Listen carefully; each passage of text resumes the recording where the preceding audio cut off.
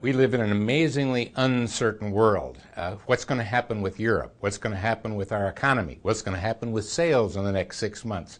Will China be strong? Will you be strong? What'll happen with housing? The problem with uncertainty is it keeps you frozen. It doesn't let you move forward. It doesn't give you any confidence. So in an uncertain world, I have to ask myself, what am I certain about? Am I certain of nothing? And the answer is, you can be certain about so much. It's unbelievable. For example, right now it's winter. I'm certain it'll be spring followed by summer. By the way, I have that certainty because there is a science of cycles. There's over 300 known cycles, weather cycles, business cycles, biological cycles, that give you a complete handle and accurate forecast of the future. As a matter of fact, economists have been trained in the science of cycles. But if you notice, the economists have been really wrong lately. Why have they been so wrong? They're using the science of cycles. After all, Warren Buffett is the richest guy in the world because of the science of cycles. He knows when the stock market goes up, he's going to sell, and when it goes down, he's going to buy, which is probably the opposite of most other people. That's why he's rich. So, is there another kind of change, you have to ask yourself? And the answer is yes.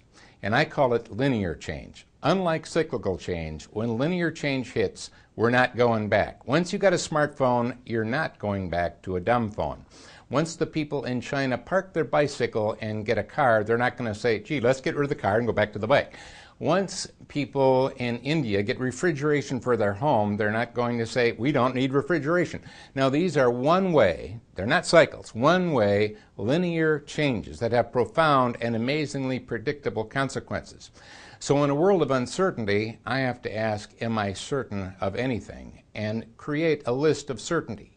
The reason is because strategy based on uncertainty has high risk. Strategy based on certainty has low risk and high reward. So we are bombarded with all of this uncertainty. Create a list of things that you can be absolutely certain about. Let's give you a technological certainty as a good example.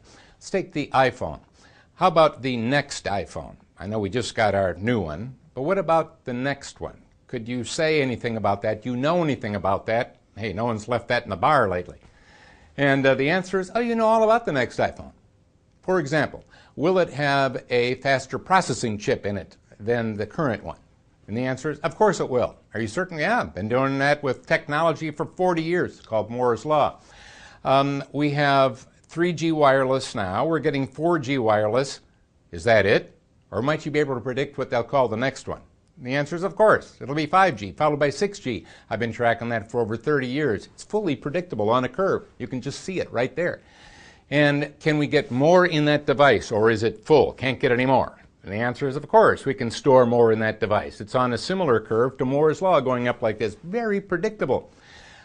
So if you look at all the things that you can be certain about, you will find amazing possibilities and amazing opportunities as you look at the future.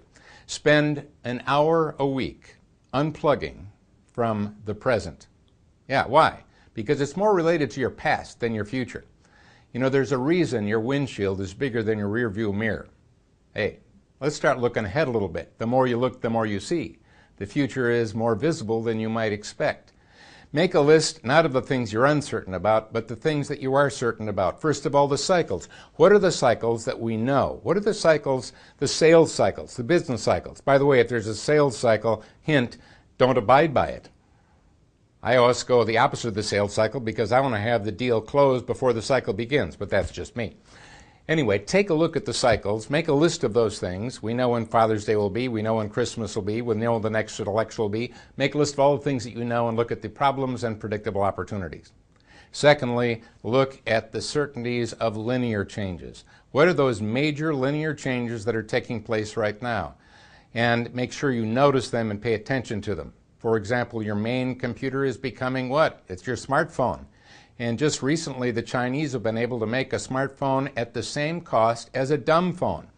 Well, why would you want to make dumb phones when a smartphone is the internet? It's a camera, it's photography, it's television, it's radio. These are profound linear changes. Make a list and then look for opportunities and put your business strategy against those certainty lists, and you'll find low risk and high reward.